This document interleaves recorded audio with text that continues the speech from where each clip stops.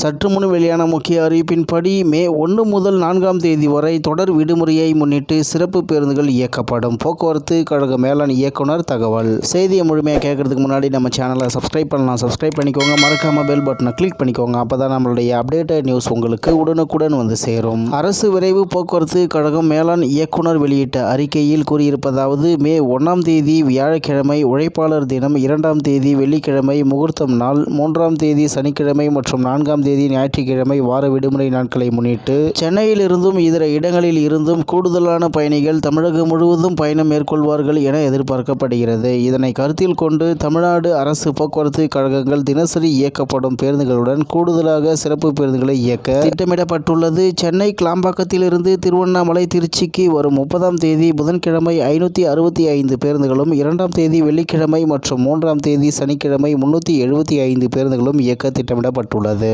மேலும் சென்னை கோயம்பேட்டிலிருந்து திருவண்ணாமலை, நாகை, வேளாங்கண்ணி, ஒசூர், பெங்களூரு ஆகிய இடங்களுக்கு புதன்கிழமை 100 பேருந்துகளும், 2ஆம் தேதி வெள்ளிக்கிழமை மற்றும் 3ஆம் தேதி சனிக்கிழமை 90 பேருந்துகளும் மேற்கூறிய இடங்களிலிருந்தும் இயக்க திட்டமிடப்பட்டுள்ளது. மேலும் பெங்களூரு, திருப்பூர், ஈரோடு மற்றும் கோவை ஆகிய இடங்களிலிருந்தும் பல்வேறு இடங்களுக்கும் 250 சிறப்பு பேருந்துகள் இயக்க திட்டமிடப்பட்டுள்ளது.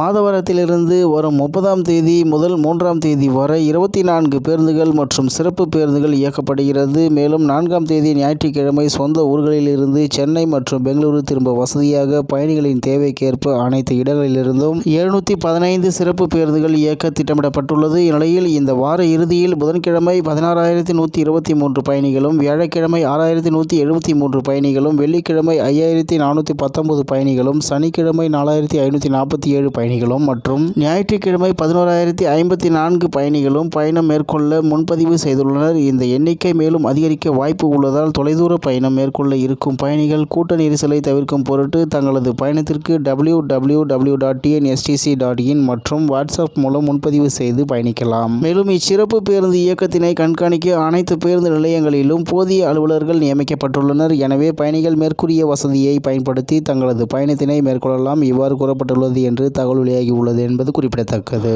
இத்துடன் இன்றைய முக்கிய செய்தி நிறைவு பெறுகிறது. மேலும் இதுபோன்ற செய்திகளை உடனுக்குடன் தெரிந்து கொள்ள ஆர்கே நியூஸ் தமிழ்நாடு சேனலுடன் இணைந்திருங்கள். நன்றி, வணக்கம்.